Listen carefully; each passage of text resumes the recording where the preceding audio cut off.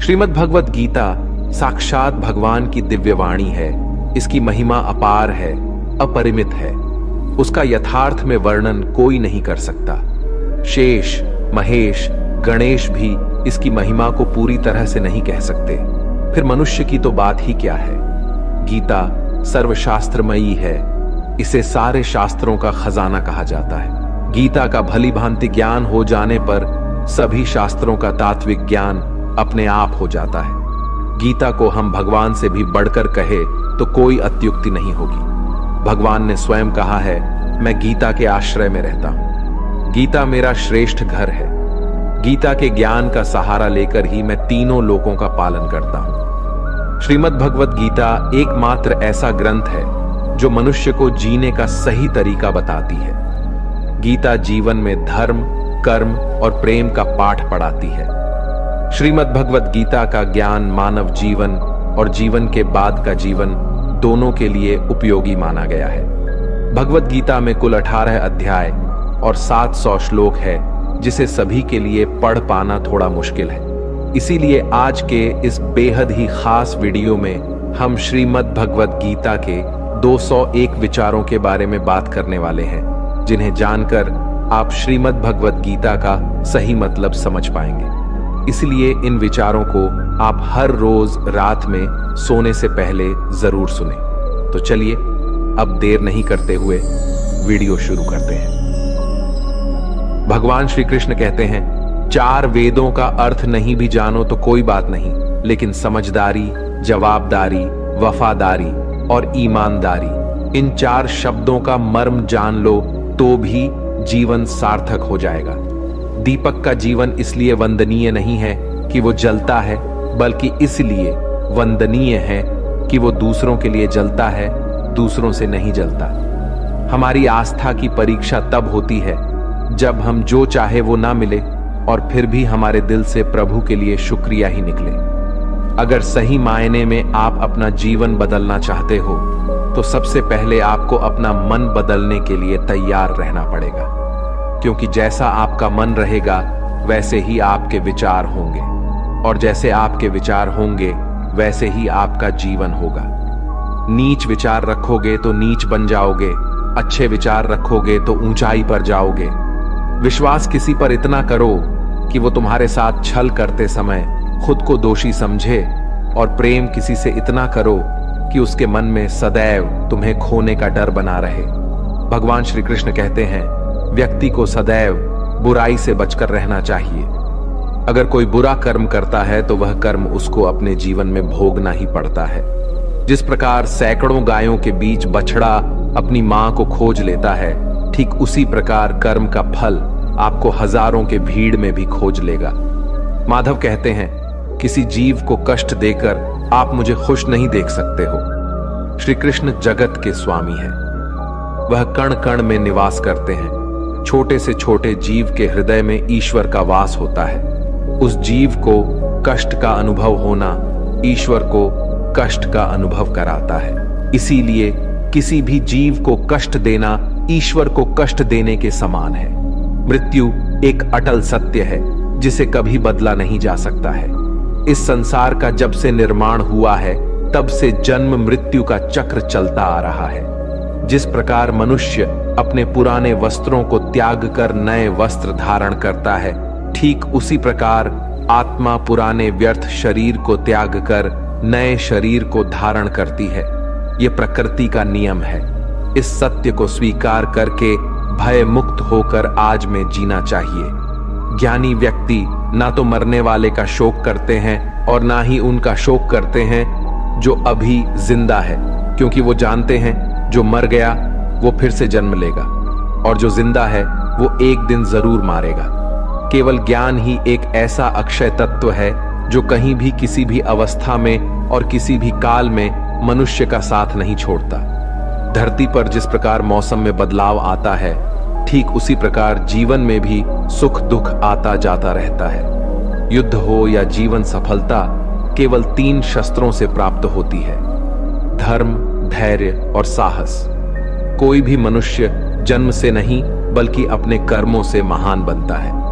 कुछ पाना है तो खुद पर भरोसा कीजिए, क्योंकि सहारे कितने भी सच्चे और अच्छे हो साथ छोड़ ही जाते हैं। मित्र गरीब है या अमीर मायने नहीं रखता, बल्कि वो आपके बुरे समय में आपका साथ कितना देता है यह मायने रखता है। धर्म चाहे जो भी हो, अच्छे इंसान बनो, हिसाब तुम्हारे कर्म का होगा, धर्म का नहीं। खुशी के लिए काम करोगे तो खुशी नहीं मिलेगी, लेकिन खुश होकर काम करोगे तो जरूर मिलेगी। जब आप दूसरों के लिए अच्छा चाहते हैं तो वही अच्छी चीजें आपके जीवन में वापस आती है। यही प्रकृति का नियम है। आपका मूल्य इससे तय नहीं होता कि आप क्या हैं, ये इससे तय होता है कि आप खुद को क्या बनाने की क्षमता रखते हैं। हंसता हुआ मन और हंसता हुआ चेहरा, यही सच्ची संपत्ति है। मनुष्य हमेशा अपने भाग्य को कोसता है, ये जानते हुए भी कि भाग्य से भी ऊंचा उसका कर्म है जो उसके स्वयं के हाथों में है। कमियां भले ही हजारों हो तुम्हें, लेकिन खुद पर विश्वास रखो कि तुम सबसे बेहतर करने का हुनर रखते हो। जितना इंतजार परमात्मा आपसे करवा रहा है, समय आने पर वो इतना देगा कि संभाल भी नहीं पाओगे। भगवान श्री कृष्ण कहते हैं, जिस प्रकार प्रकाश की ज्योति अंधेरे में चमकती है, ठीक उसी प्रकार सत्य भी चमकता है। इसलिए मनुष्य को हमेशा सत्य की राह पर चलना चाहिए। क्रोध मनुष्य को नरक की ओर ले जाने वाला द्वार है। क्रोध करने से व्यक्ति का मन अशांत हो जाता है। वो आवेश में आकर कई बार अपना ही नुकसान कर बैठता है। भगवान श्री कृष्ण कहते हैं, मनुष्य को क्रोध करने से बचना चाहिए। कितना भी गुस्सा आए, स्वयं को शांत रखने का प्रयास करें। दूसरों का भला करने वाले मनुष्य को हमेशा कष्टों का सामना करना पड़ता है, क्योंकि हमेशा फल देने वाले वृक्ष को भी पत्थरों की मार सहनी पड़ती है।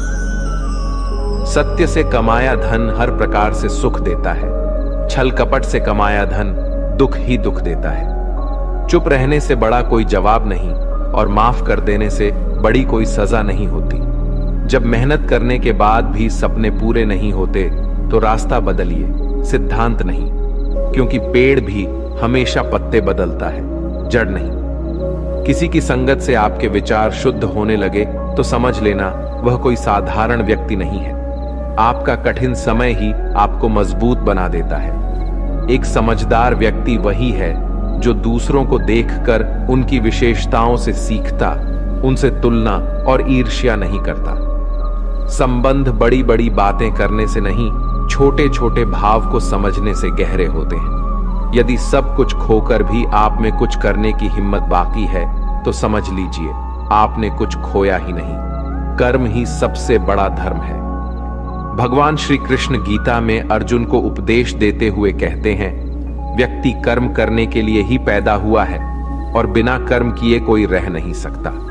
मनुष्य को परिणाम की चिंता किए बिना अपने कर्तव्यों का पालन करना चाहिए। कृष्ण अपने भक्तों को कर्म का मार्ग दिखाते हुए कहते हैं, अपने कर्म समाज के प्रति और मानव कल्याण के प्रति केंद्रित करते हुए करो, बाकी फल की चिंता मत करो। उन सभी कर्मों को मुझे समर्पित करो। इस मार्ग को अपनाकर तुम मुझे प्राप्त कर सकते हो, मेरे प्रेम का भागीदार बन सकते हो। इस संसार में आज जो तुम्हारे पास है, कल वो किसी और का था, परसों वो किसी और का होगा। तुम यहाँ खाली हाथ आए थे और खाली हाथ जाओगे। कोई आपका साथ ना दे तो निराश मत होना, क्योंकि परमात्मा से बड़ा हमसफर कोई नहीं होता। खुशी आजादी पर निर्भर होती है और आजादी इस बात पर निर्भर होती है कि आप कितने साहसी हैं। विश्वास के बगैर इस दुनिया में कोई भी रिश्ता ज्यादा देर तक कायम नहीं रह सकता। यदि किसी भूल के कारण कल का दिन दुख में बिता तो उसे याद करके आज का दिन व्यर्थ ना करें। जो लक्ष्य में खो गया समझो वही सफल हो गया। आप जो कर रहे हैं उससे अगर आप प्यार करते हैं तो आप जरूर सफल होंगे। मन पर नियंत्रण रखना जरूरी है। मनुष्य का मन वायु की तरह चंचल है। यह मन ही है जो मनुष्य को काम वासनाओं की तरफ भटकाता रहता है। अगर जीवन को सफल बनाना है तो मन पर काबू करना बहुत जरूरी है। मन को वश में करने से दिमाग की शक्ति केंद्रित होती है, जिससे कार्यों में सफलता मिलने लगती है। गीता के अनुसार जिस व्यक्ति ने अपने मन पर काबू पा लिया, वो मन में पैदा होने वाली बेकार की चिंताओं और इच्छाओं से भी दूर रहता है। साथ ही व्यक्ति अपने लक्ष्य को भी आसानी से प्राप्त कर लेता है। अगर मन को वश में नहीं करोगे तो वह तुम्हारा सबसे बड़ा शत्रु बन जाएगा। अज्ञानी व्यक्ति स्वयं के लाभ के लिए कार्य करते हैं, जबकि बुद्धिमान लोग विश्व के कल्याण के लिए कार्य करते हैं। दोस्तों, भगवान श्री कृष्ण की ये बातें अगर आपको पसंद आई तो कमेंट में जय श्री राधे कृष्ण जरूर लिखें और ऐसे ही प्रेरणादायक वीडियो देखने के लिए हमारे चैनल को सब्सक्राइब कर लें। धन्यवाद। जय श्री राधे कृष्ण।